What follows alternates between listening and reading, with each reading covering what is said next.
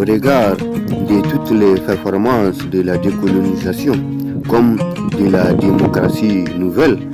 je peux dire et affirmer que l'Afrique ne cesse de succomber face au poids du néocolonialisme, comme du mouton merdé et dévoué à l'Occident, tout comme du but que s'est fixé les chanteurs de la démocratie. Du but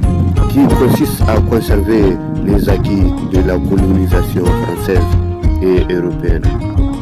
pour ainsi finir par parrainer une race de moutons intellectuels et démocrates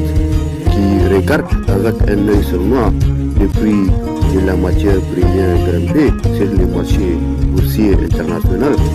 pour ainsi finir par sponsoriser une race de moutons démocrates qui défend la veuve et l'orphelin sous les projecteurs de la télévision nationale, pour ainsi finir par se convertir en une espèce de mouton prostitué et dévoué pour l'Occident. À raison d'une espèce de mouton allergique au développement durable, allergique à la voix d'une Afrique fière et libre, à raison d'une espèce de mouton sponsorisé par l'Occident et qui constitue la preuve manifeste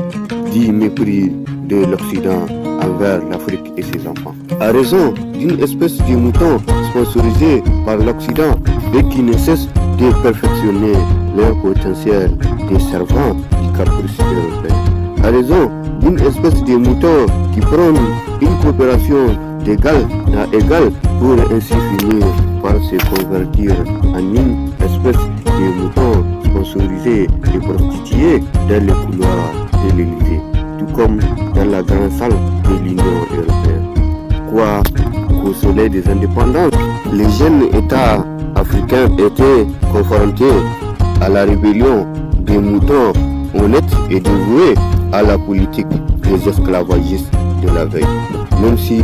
face à cette rébellion, un front commun a été mis en place par la Fédération du Mali, d'une part, et d'autre part par le Front uni et populaire de l'ex-capitale des grands empires ouest-africains, qui n'a pas hésité à dire non au général de Gaulle, non à la théorie du complot de la décolonisation.